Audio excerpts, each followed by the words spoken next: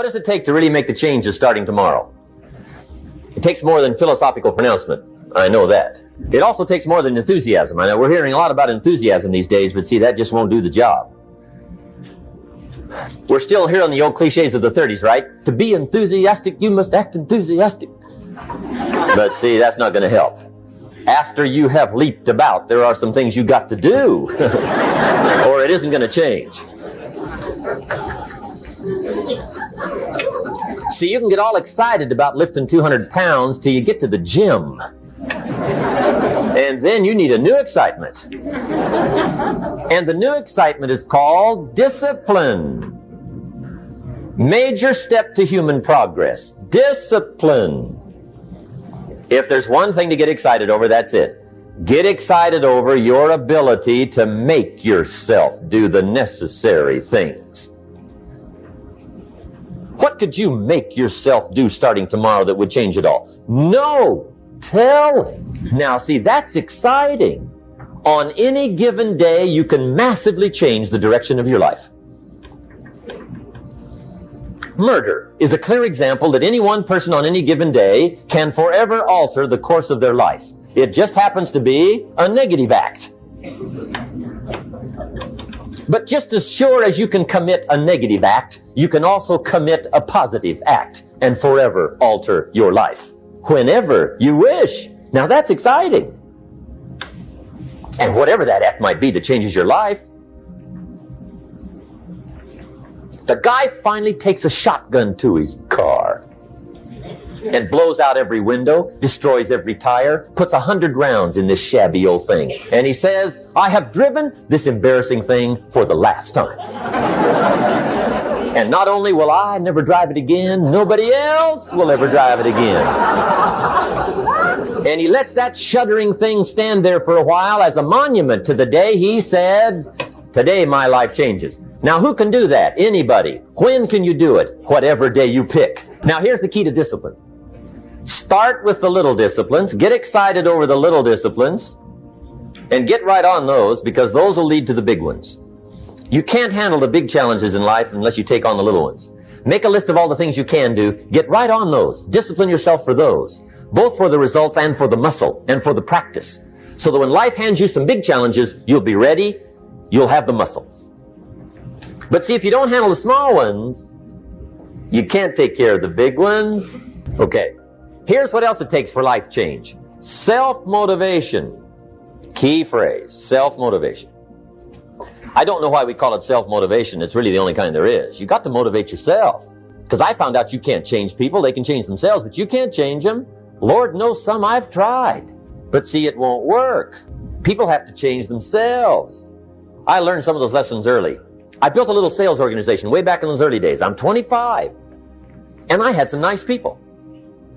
I said, I'm going to make these people successful if it kills me. I almost died, right? I mean, you can't do that. See, I discovered this. Good people are not trained, they're found. You find good people. You don't make them good, you find them good. Training really is for the purpose of finding good people. You don't need much instruction for a good person. Too much training probably means you got the wrong people. So you got to find the right people. That's the key to getting a good job done. One of the major things we learn in management, lesson 1, don't send your ducks to Eagle School, because it won't help. I mean, I'm telling you, it won't help, no matter how good your school is. And the little eagle badge and little eagle hat, I'm telling you, it won't help, it won't help. You can tell whether your school's done any good, right, is when it's over, right? The duck goes for his first rabbit and makes him a friend. You say, no, no, no. Anyway. So it takes self-motivation to really alter your life. And you don't want to give self-motivation away to somebody else and make it somebody else motivating you. The guy says, boy, if somebody just come by and turn me on. What if they don't show up, right? See, you got to have a better plan for your life. Okay. Now, if you're excited and you're ready to change, let me give you 3 steps to start life change that can change your life, your personality, your lifestyle, everything can change. Here's the steps. Number 1, find out how things work. First key to doing better is find out. To change your life, really, you need ideas. There isn't anything an idea can't change. And Schoaf taught me the major problem is lack of an idea, not a problem. At first, I didn't have any money. I said to Mr. Schoaf, I don't have any money. He said, that's not a problem. Now, see, up until then, I always thought it was. Right? I was confused. He said, no, the problem is lack of an idea on how to create money and wealth. It isn't lack of money, it's lack of ideas. So if you get the ideas, see, you can change anything. Now, to get ideas, you need a constant study of finding out. Now, Schoaf also said, when you find out something that works, put the information in your journal. Don't use your head for a filing cabinet. Put it in your journal so that you can do the next best thing. Repetition, repetition, repetition. Go over it. And if you repeat it, go over it, sure enough, someday, some mysterious day, the idea takes root, starts to grow, and shows up in your bank account, and your dress, and your personality, and your lifestyle. But capture the ideas in your journal. Find out how things work. Schoaf gave me this word for my life change. He said, study. Great word. If you wish to be successful, study success. If you wish to be happy, study happiness. If you wish to be wealthy, study wealth. Don't leave it to chance. Make it a study. Some people just go through the day with their fingers crossed. See, that won't do it. You've got to study the things that can change your economic, social, spiritual, personal life. Now, here's a qualifying phrase. And we'll have several of these qualifying phrases throughout the seminar. Here's the first one.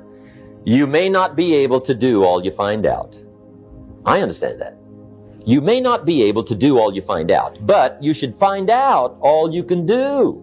See, you don't want to wind up at the end of your life and discover that you've lived only 1/10 of it.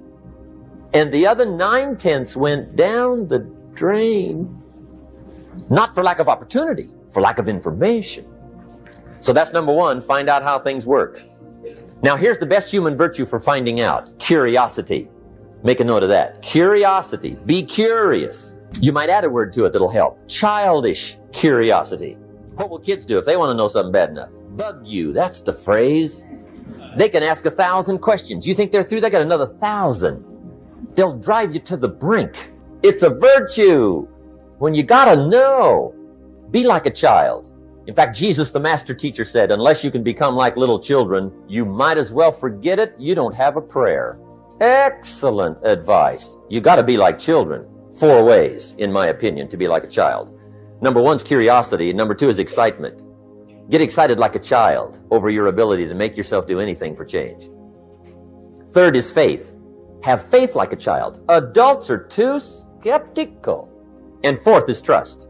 Trust is a childish virtue, but the rewards are incredible. So be like a child. Now, if you're curious, let me give you 3 ways to find out how to change anything. Any life direction, any dimension. Here's 3 ways to find out how to change anything. Number 1 is to read. Become a good reader. All of the successful people I know and work with around the world, they're all good readers. Curiosity drives them to read. They got to know. They just read. Become a good reader. Now, that's my opinion. Listen to the other lecturers and listen to me and make up your own mind. Don't be a follower. Be a student. Okay? I say, really, for life change, you got to read.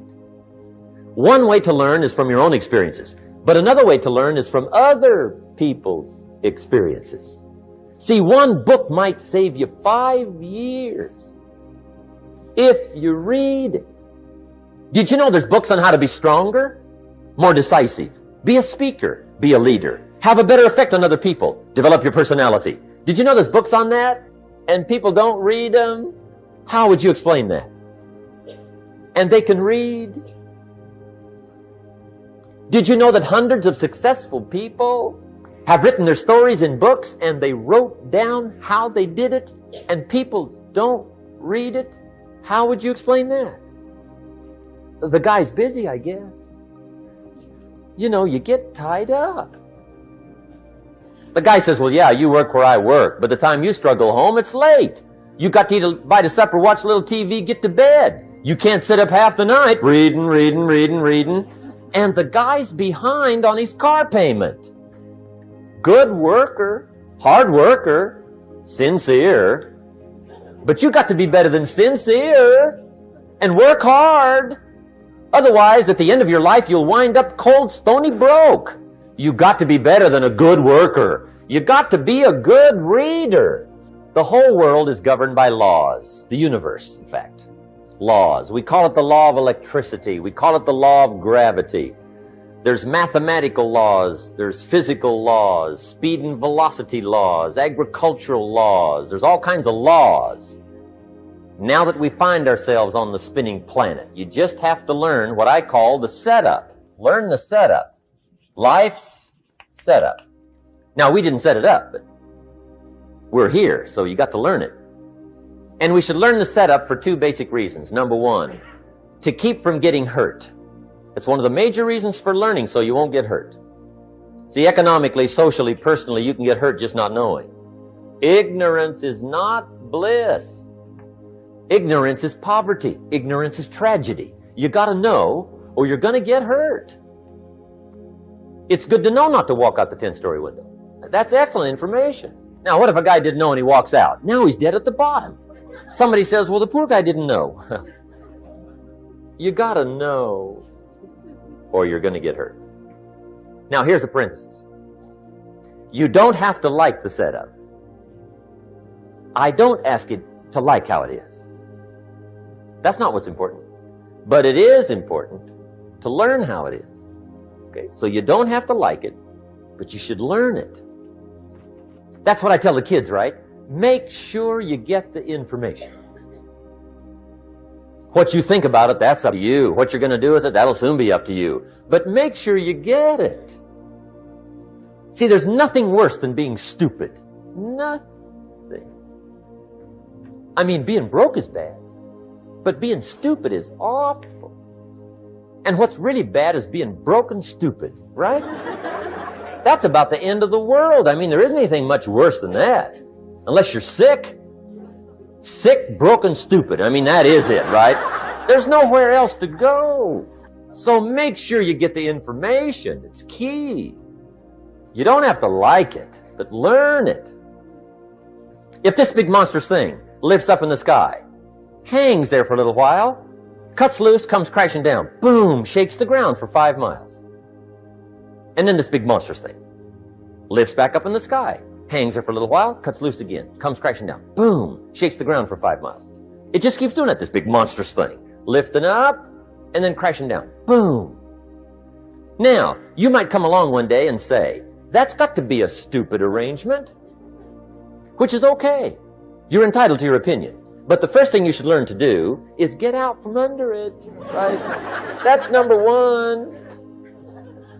You might have a great moral argument. You might want to shake your finger at the sky, but do it from over there, right? So you don't get smashed. It's called your basic smart. So number one, learn so you won't get hurt. Whether you like it or not, learn. Now here's the second reason for learning, the setup, to benefit. It's called the plus of life. And that's what life is, right? Both minus and plus. The minus is tragedy, heartache, misery, failure, unhappiness. But life is also happiness, prosperity, good feelings. So here's the key. Learn to get on the good side of the way things work. Now here's two of the basic laws, and we'll take our break. Shof taught me these. They come from the Bible. Now again, I'm an amateur, okay? When it comes to the Bible, I'm not a pro. So you'll sort of have to take my way of putting it. But here they are. The first one is the law of use. The law of use. And it goes something like this. Whatever you don't use, you lose. Lack of use causes loss.